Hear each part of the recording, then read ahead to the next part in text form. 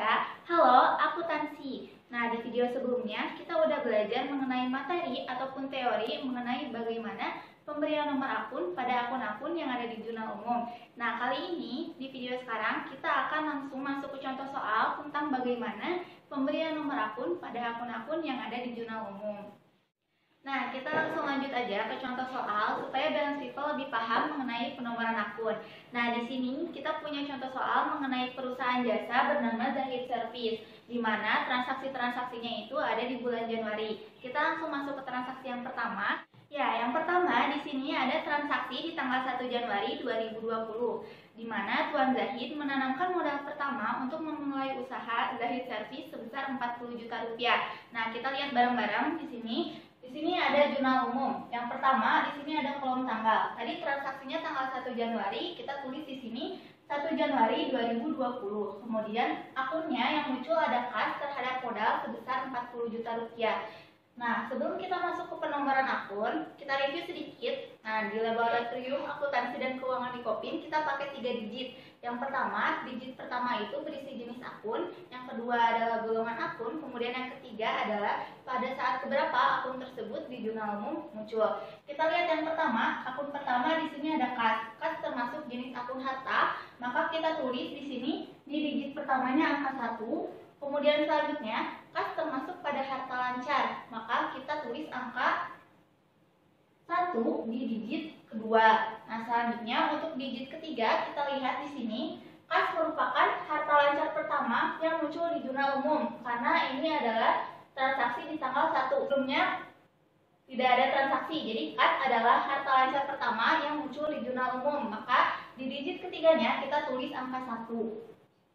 Ya, selanjutnya di sini ada akun modal. Nah, teman-teman ingat lagi, kalau misalkan akun modal itu termasuk pada jenis akun modal, di mana nomor jenis akunnya adalah angka 3. Nah, modal juga tidak memiliki golongan ataupun klasifikasi akun, maka pada digit keduanya kita tulis angka 1. Jadi, untuk penomoran modal di sini, di digit pertamanya kita tulis angka 3, kemudian di digit kedua kita tulis angka 1, kemudian di digit ketiga kita tulis angka 1. Artinya adalah akun modal merupakan jenis akun modal pertama yang muncul di jurnal umum. Nah, selanjutnya kita masuk ke transaksi kedua. Nah, transaksi kedua ini ada di tanggal 2 Januari 2020 yang berbunyi membayar sewa bangunan untuk 1 tahun sebesar 14.400.000. Nah, kita lihat lagi ke tabel yang pertama, ini ada tanggal. Nah, tadi tanggal transaksinya itu adalah tanggal 2 Januari 2020. Nah, di sini kita tulis angka 2120, artinya tanggal 2 Januari 2020. Nah, akun yang muncul adalah akun sewa dibayar di muka dan akun kas sebesar 14.400.000. Nah, yang pertama di sini ada akun sewa dibayar di muka. Nah, akun sewa dibayar di muka ini termasuk pada jenis akun harta. Maka di digit pertamanya kita tulis angka 1.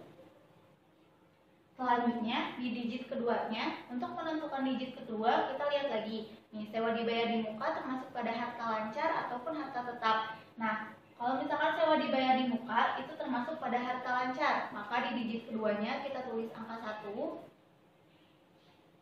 Selanjutnya, untuk digit ketiga, kita lihat lagi ke atas. Adakah harta lancar yang telah muncul di jurnal umum? Kita lihat, yang kode akunnya sama, depannya 11. Nah, di sini ada akun kas 11, di digit pertamanya angka 1, di digit keduanya angka 1.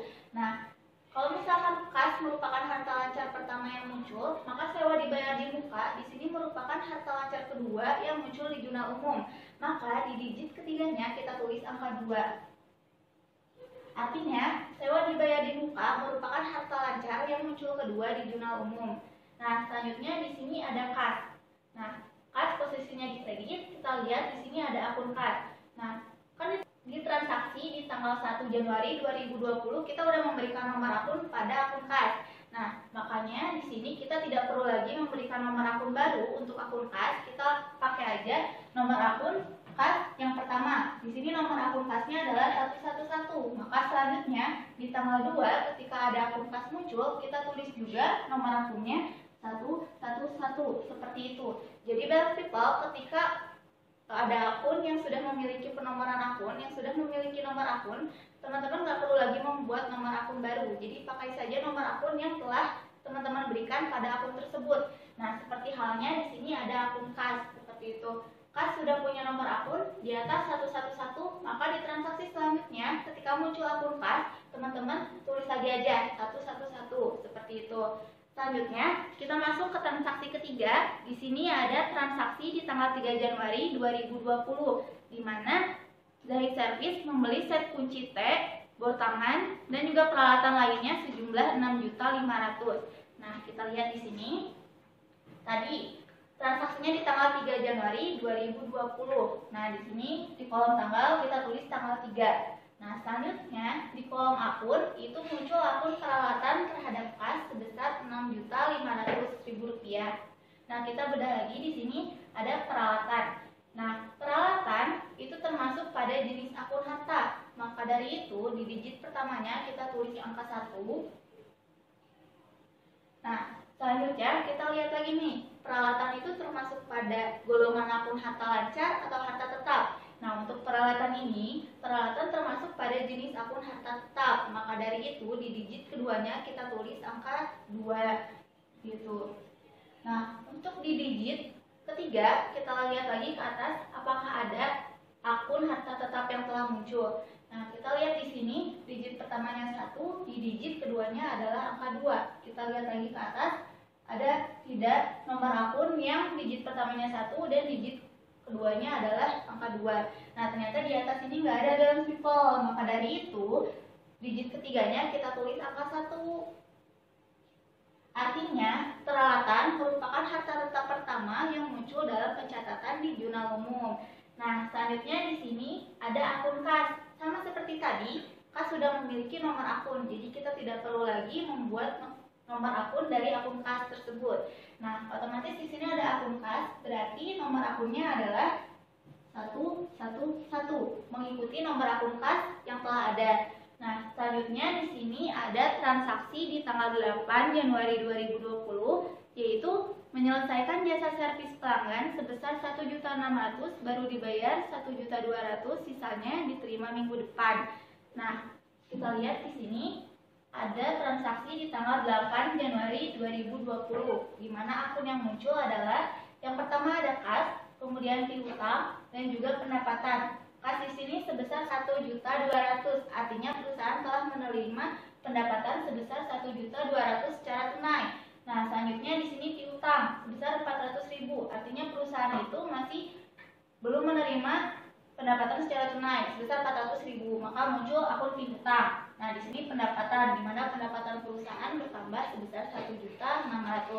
Nah, kita bedah satu-satu. Di sini ada akun kas. Untuk nomor akun kas kita lihat lagi di atas. Kas sudah punya nomor akun. Kita tulis lagi di sini 111. Selanjutnya di sini ada akun piutang. Nah, akun piutang merupakan akun yang termasuk pada jenis akun harta. Maka di digit pertamanya kita tulis angka 1. Nah, selanjutnya di digit kedua kita lihat lagi, piutang itu termasuk harta lancar atau harta tetap. Oh, ternyata piutang itu termasuk pada golongan akun harta lancar. Maka dari itu kita tulis di digit keduanya adalah angka 1. Nah, selanjutnya untuk menentukan digit ketiga dari piutang, itu teman-teman lihat lagi ke atas.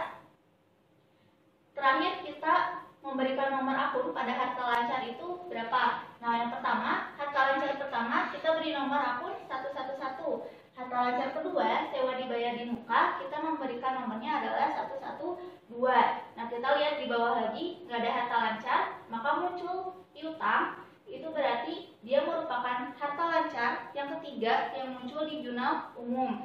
Lihat di sini sama bilang sipol 111, 112, kemudian berarti di sini ada 113. Nah, selanjutnya di sini ada akun pendapatan. Nah, bilang sipol masih ingat gak jenis akun pendapatan itu nomor jenis akunnya berapa? Nah, pendapatan itu jenis akunnya bernomor 4. Nah, untuk pendapatan di sini sifatnya pendapatan bersifat operasional, maka dari itu di digit keduanya kita tulis angka 1. Nah, untuk menentukan digit ketiga, kita lihat lagi ke atas. Sudahkah ada akun pendapatan? Nah, ternyata belum balance people. Maka dari itu, di digit ketiga kita tulis angka 1. Artinya, akun pendapatan merupakan jenis akun pendapatan yang muncul pertama kali di jurnal umum. Seperti itu, maka kode nomor akunnya adalah 411.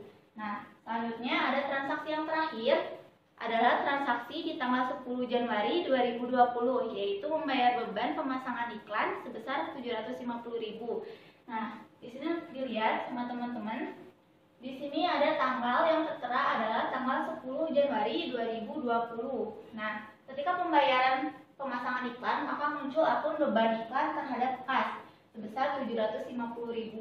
Nah, di sini beban iklan termasuk pada jenis akun beban. Maka di digit pertamanya beban iklan itu bernomor akun 5 di digit pertamanya.